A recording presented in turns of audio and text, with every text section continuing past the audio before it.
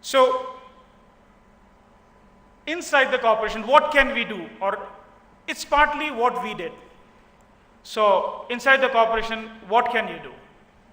So first thing I learned is that don't look at it as a service. Don't be there because somebody wanted you to be there. Look at it as a business. Often people say, oh, manufacturing is there to support this. Yes, manufacturing does exist to support a customer or support the corporation, but then you don't exist just to support, you exist to add certain value. So the question is, for a manufacturing facility, what is my USP? What value do I bring to my corporation? Do I bring the proximity to the customer? Do I reduce the length of the supply chain? Do I make my supply chain agile? Do I add to the profitability? And so on. So lots of questions, but we need to find one. We definitely need to find an answer to it.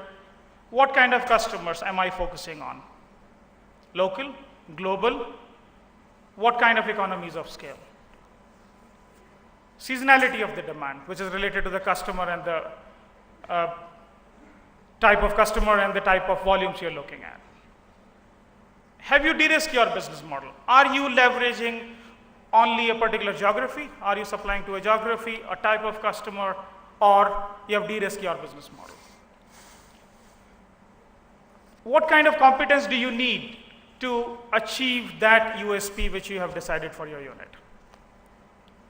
What kind of suppliers do you have? I'll skip this next couple of points, but in short, what I'm talking about is somehow there is a issue with the animation, but what I'm talking about is length of the supply chain and what is the cost of long supply chain. Cost of long supply chain is not just the inflexibility, but it also has to do with the working capital which is tied up in the long supply chain when you're importing the parts. It is about the price erosion of the parts which are in the supply chain.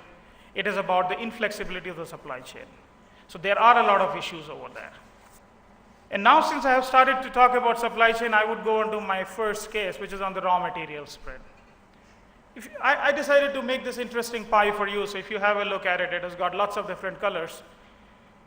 Essentially, the sum and substance of this is a bill of material split for a typical high-tech communication equipment. That's the kind of boxes which we deal with. And what it says to you is, you have anything from 30 to 60% of semiconductors inside the box. So while I was listening very carefully to the first presentation, it was kind of music to my ears that yes, there is a fab coming in. Absolutely good news. On the other hand, I was wondering that is it enough to have a fab here?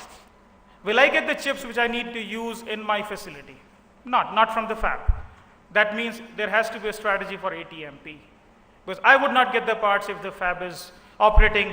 Somebody has to package them, test them, mark them, and then ship it over to me. So that's one thought which I would like to bring in here, that as much as we need the fabs, we also need the ATMPs. We also need low value parts. If you have a look at it, this is by cost. This is not by the number of parts. But if you were to look at it by number of parts, semiconductor would be a lot less and rest of it would be a lot high. And that means your flexibility of supply chain comes from those 90% low value parts or 80% low value parts by quantity. So it is essential for us not only to look at the fabs, but also to look at the packaging, ATMP units, also to look at other parts.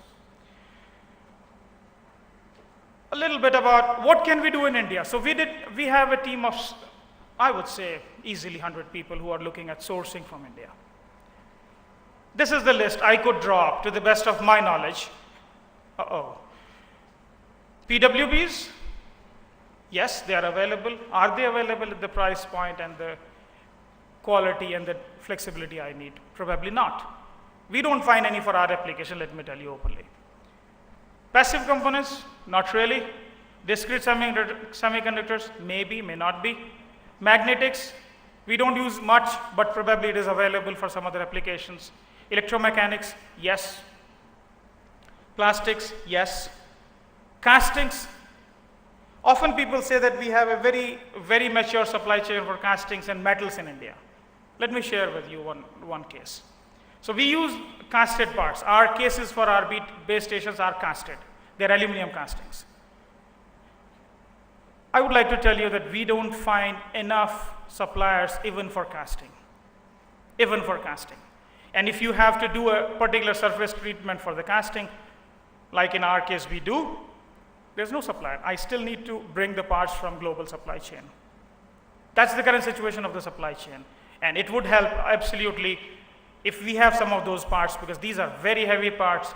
These are the parts which are very voluminous, and we need to ensure that we are planning well ahead, very well ahead of the demand. And as you know, the customer demand is never completely predictable. So it's my guess is as good as your guess in terms of demand. So you need to be very flexible, and that's a limiting factor as far as we are concerned.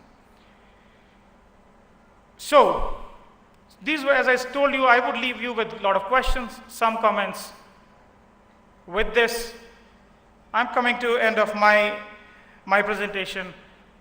However, like I said, I always try to look at the positive. I have an inherent bias to the positive. I would say it is possible. If we have done it, every one of us can do it. And I heard a lot of encouraging presentations and information sharing about what you have done and what you have planned. So I'm sure it is possible to make a good supply chain, mature supply chain, but rest assured there is a long way to go. We have to work hard, several years or probably a decade or so before we can sit and say, yes, we have as good supply chain as some of our eastern neighbors in Asia. Thank you very much, ladies and gentlemen, for patient hearing. Thank you, Satinder. If I have to quickly summarize, I think Satinder has painted a positive picture. It's a good success story from Nokia Networks. However, what I learned is also there are challenges to handling the supply chain. Availability or non-availability of components seems to be a big challenge in India on the manufacturing. So we will come back and discuss those points a little later. Now